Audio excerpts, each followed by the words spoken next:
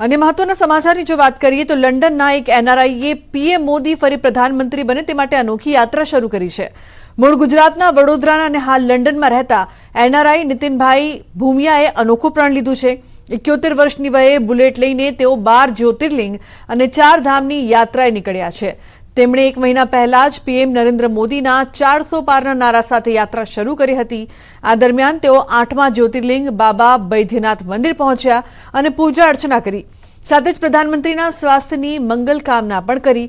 નીતિનભાઈનું કહેવું છે કે જ્યારથી પીએમ મોદી સત્તામાં આવ્યા છે ત્યારથી લંડનમાં વસતા દરેક ગુજરાતીઓનું માન સન્માન વધી ગયું છે।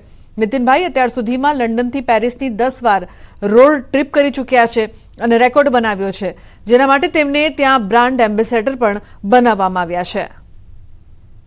तो मैंने बोला यहाँ आया हूँ तो मैंने बोला अपना मोदी को मजबूत करने के लिए 12 ज्योतिर्लिंग के लिए मत्था टेकूंगा। हमारे बड़ौदा वाले 20 लाख पब्लिक के लिए प्रार्थना करूंगा और रास्ते में जो भी मिले उनको लिए आशीर्वाद और उनके लिए मेरी दुआएं देके जा रहा हूँ। मैं 1 महीने पहले निकला हुआ हूँ। मेरा 8 ज्योतिर्लिंग आज पूरा हो गया है मेरा। तो जामनगરની શૈક્ષણિક સંકુલમાં બેન્ડ માસ્ટર પર આરોપ લગાવવામાં આવ્યા છે। વિદ્યાર્થીઓ સાથે શારીરિક અડપલા કર્યાની ફરિયાદ નોંધાવાઈ। ખુદ સૈનિક સ્કૂલના આચાર્ય દ્વારા 2 વિદ્યાર્થીઓ સાથે બેન્ડ માસ્ટર પવન કુમારે શારીરિક અડપલા કર્યા હોવાનું જાણવા મળ્યું। બંને બાદમાં વાલીઓને જાણ કરતા સમગ્ર મામલો બહાર આવ્યો। સંચાલકોને આ વાતની જાણ કરાતા તેઓએ પોલીસમાં ફરિયાદ નોંધાવી તો પોલીસે પણ તાત્કાલિક અસરથી પગલાં ભરી બેન્ડ માસ્ટરને ઝડપી પાડી કાયદેસરની કાર્યવાહી હાથ ધરી છે। આશરે 12 વર્ષની ઉંમરના બાળકો સાથે ત્યાંના સ્કૂલના જ બેન્ડના ટીચર પવનકુમાર જગદીશભાઈ ડાંગી નાઓએ બંને બાળકો સાથે અલગ અલગ પ્રકારના ગુપ્ત ભાગે અડપલા કરેલાની હકીકત જણાયેલ હોય, જે અનુસંધાને જોડિયા પોલીસ સ્ટેશન ખાતે ફરિયાદ આપતા એ ફરિયાદ દાખલ કરી હાલ જોડિયા પીએસઆઈ દ્વારા તપાસ ચાલુ કરેલ છે। તો મુંબઈમાં મોટા હોર્ડિંગ્સ પડવાના કારણે 14 લોકોના મોત બાદ જેતપુર નગરપાલિકા એક્શનમાં આવ્યું છે। જેતપુર નવાગઢ નગરપાલિકા વિસ્તારમાં ચેકિંગ શરૂ કરાયું છે। જર્જરિત હોર્ડિંગ્સને હટાવવા માટે પ્રશાસને કાર્યવાહી શરૂ કરી છે। જો કોઈ ઇમારત પર હોર્ડિંગ્સ જર્જરિત હશે તો જવાબદાર એજન્સીને નોટિસ પણ અપાશે। જો નોટિસ બાદ પણ કામગીરી ન કરાઈ તો પાલિકા પોતે હોર્ડિંગ્સ દૂર કરશે। બીજી તરફ સ્થાનિકોએ માંગ કરી કે કોઈ મોટી દુર્ઘટના સર્જાય તે પહેલા ઇમારતો પરથી હોર્ડિંગ્સ હટાવવામાં આવે। સમગ્ર શહેર વિસ્તારની અંદર આવેલા હોલ્ડિંગ્સની તપાસણી કરવામાં આવશે। જોખમી જર્જરિત જો જણાઈ આવે હોલ્ડિંગ જણાઈ આવશે તો તેવા હોલ્ડિંગ્સના મિલકત ધારકોને પણ નોટિસ ઇસ્યુ કરવામાં આવશે અને કાયદેસરની કાર્યવાહી કરવામાં આવશે। અને મહત્વપૂર્ણ સમાચારની જો વાત કરીએ તો રાજકોટની સૌરાષ્ટ્ર યુનિવર્સિટીના પેપર લીકના મામલે આવેદનપત્ર આપવામાં આવ્યું છે। ગત 19 એપ્રિલના રોજ સૌરાષ્ટ્ર યુનિવર્સિટીનું બીસીએ સેમેસ્ટર 4નું પેપર લીક થયું હતું, જે અંગેના આધાર પુરાવા વિદ્યાર્થી નેતા યુવરાજસિંહે આપ્યા હતા। बीसीए सेम 4 જે પેપર હતા એ પેપર લીક થયા હતા અને તેને લઈને અમે સચોટ આધાર પુરાવા આપ્યા હતા। એ આધાર પુરાવાની આજે ઉઘરાણી કરવા માટે અમે સૌરાષ્ટ્ર યુનિવર્સિટી આવ્યા છીએ અને જે આધાર પુરાવા હતા એ અમે જે સૌરાષ્ટ્ર યુનિવર્સિટીનું જે વહીવટી તંત્ર છે એ વહીવટી તંત્રને સુપરત કરેલા હતા। છતાં પણ સૌરાષ્ટ્ર યુનિવર્સિટી જે છે એ ક્યાંક ને ક્યાંક ભીનું સંકેલી લેવી હોય એવું અમને લાગી રહ્યું છે। એટલે આજે અમે આ ઉઘરાણી કરવા માટે આવ્યા છીએ કે કોઈ પણ સંજોગોમાં ભીનું સંકલન આવે।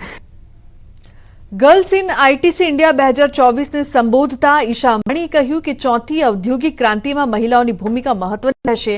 તેમણે કહ્યું કે મહિલાઓ વધુ શક્તિશાળી બની રહી છે અને હવે તેમની ભૂમિકા મહત્વપૂર્ણ બની રહી છે। We have missed the first 2 industrial revolutions and we're merely playing catching up in the third. This era of 4th industrial revolution has given us the opportunity to make amends. We must rise to the occasion. We must exert ourselves and we must excel. Otherwise, we run the risk of becoming irrelevant.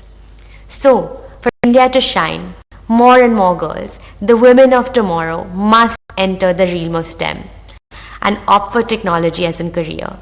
Because if we are to build the India of our dreams, men and women in science and technology must fire on all cylinders. Hindu નેતાની હત્યાના ષડયંત્ર કેસમાં થયો મોટો ખુલાસો। આરોપી પાકિસ્તાનથી હથિયારોનો order આપતો નેપાળ લાઓસના એજન્ટો સાથે સંપર્કમાં હતો આરોપી। વિદેશી દારૂ ઝડપાવવા મામલે નવો વળાંક। દારૂની હેરાફેરીના આરોપી 2 પોલીસકર્મીમાંથી એક પોલીસકર્મીએ કરી અરજી। પોતે નિર્દોષ હોવાનો દાવો કરતી અરજી આઈજીને મોકલી। 11 મેના દિવસે પોલીસકર્મીએ ભાવનગરમાં હોવાનો કર્યો દાવો। વડોદરામાં વાઘોડિયાના પૂર્વ એમએલએના પૂર્વ પીએની ધરપકડ. લોનના હપ્તાની મદદ કરવાની લાલચ આપી વિધવા મહિલા પર આચર્યું હતું દુષ્કર્મ. જવાહરનગર પોલીસ સ્ટેશનમાં ફરિયાદ નોંધાતા પોલીસે કરી ધરપકડ. વડોદરામાં બીએસસી અને બીબીએ ભણેલા ચેઇન સ્નેચરો ઝડપાયા. આરોપીઓ સુરતથી રેલવેમાં વડોદરા આવતા બાઇક ચોરી કરી ચેઇન સ્નેચિંગ કરતા હતા. પોલીસે આરોપીઓ પાસેથી સોનાની 3 ચેઇન, 2 બાઇક અને 2 મોબાઈલ મળી 3.67 લાખનો મુદ્દામાલ જપ્ત કર્યો. જામનગરની સૈનિક સ્કૂલ બાલાછડીમાં વિદ્યાર્થીઓની જાતીય સતામણી. લંપટ શિક્ષકે બાળકો સાથે કર્યા શારીરિક અડપલા. સ્કૂલ સંચાલકે ફરિયાદ નોંધાવતા પોલીસે બેન્ડ માસ્ટરને ઝડપી પાડ્યો. ટ્રેક્ટરની ટ્રોલી નીચે ચોરખાનું બનાવીને થતી દારૂની હેરાફેરી ઝડપાઈ. નાના ચિલોડા પાસેથી અમદાવાદ ક્રાઇમ બ્રાન્ચે 2 આરોપીની કરી ધરપકડ. મોટી માત્રામાં ઝડપાયો દારૂનો જથ્થો. અમદાવાદમાં અલ્તાફ બાસીની ક્રાઇમ બ્રાન્ચે કરી ધરપકડ. કોંગ્રેસ કોર્પોરેટર રૂકસાના બાનુએ લખેલા પત્ર બાદ કાર્યવાહી. ડ્રગ્સ, દારૂ, જુગારધામ અને ખંડણી ઉઘરાવતો હોવાનો આરોપ. મતદારોને મત નહીં આપવા ધમકી આપી હોવાનો પણ આક્ષેપ. વડોદરાના સમયાલામાં માથાભારે શખ્સની દાદાગીરી. માર્કિંગ મુદ્દે લાખા ભરવાડનો વૃદ્ધા પર હુમલો. હાથમાં લાકડી અને સ્થાનિકોને ધમકાવ્યા. વારંવાર ફરિયાદ છતાં પોલીસ કાર્યવાહી ન કરતી હોવાનો સ્થાનિકોનો આક્ષેપ.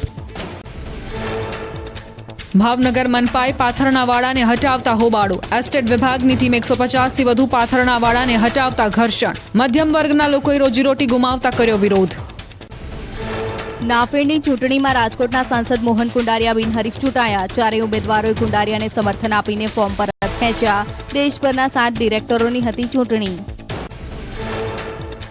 અમદાવાદની સરકારી કચેરીઓ પર વાલીઓ અને વિદ્યાર્થીઓની લાંબી કતાર. જાતિના દાખલા અને નોન ક્રિમિલિયર સર્ટી લેવા વિદ્યાર્થીઓ કરી રહ્યા છે દોડધામ. એડમિશન માટેની પ્રક્રિયા શરૂ થતાં ધૂમધકતા તડકામાં વાલીઓ લાઇનમાં રહેવા મજબૂર.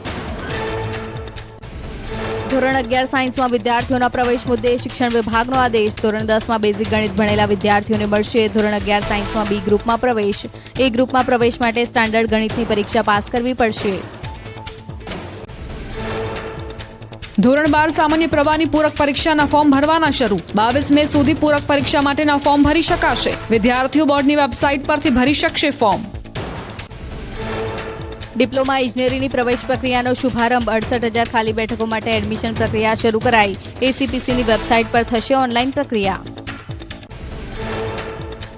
રાજ્યના પોલીસ વડા વિકાસ સહાયે રાજકોટમાં યોજી બેઠક. ચૂંટણીલક્ષી કામગીરી અંગે લેવાઈ માહિતી. કમિશનર અને ડીસીપી સહિતના અધિકારીઓ બેઠકમાં રહ્યા હાજર.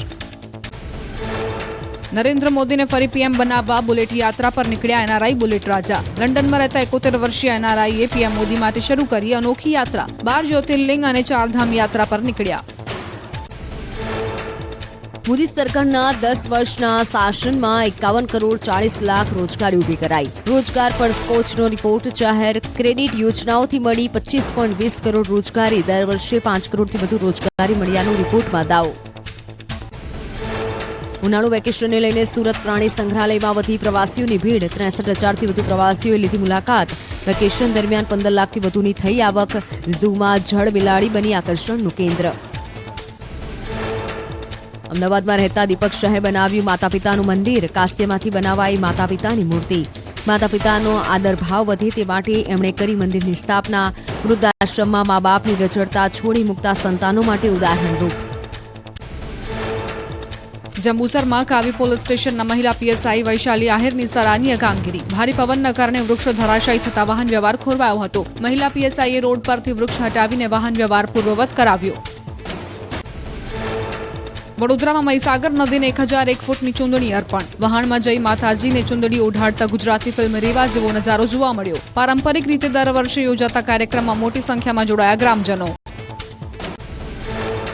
દહેરાદૂનમાં 4 ધામ યાત્રાને લઈ મળી બેઠક. ઉત્તરાખંડના મુખ્ય સચિવ રાધા રતુરીએ સચિવાલયમાં ઉચ્ચ સ્તરીય બેઠક યોજી.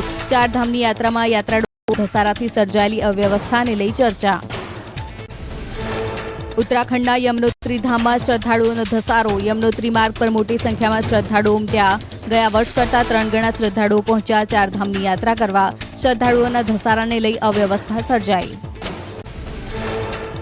કેદારનાથ ધામ યાત્રામાં પોલીસે શરૂ કર્યું ઓપરેશન મર્યાદા. પોલીસ યાત્રાળુઓની કરી રહી છે મદદ. હાલ કેદારનાથમાં સુચારુ સંચાલન જોવા મળ્યું. ધામના રૂટ પર ધૂમ્રપાનનું સેવન કરનારા સામે કરાઈ રહી છે કાર્યવાહી.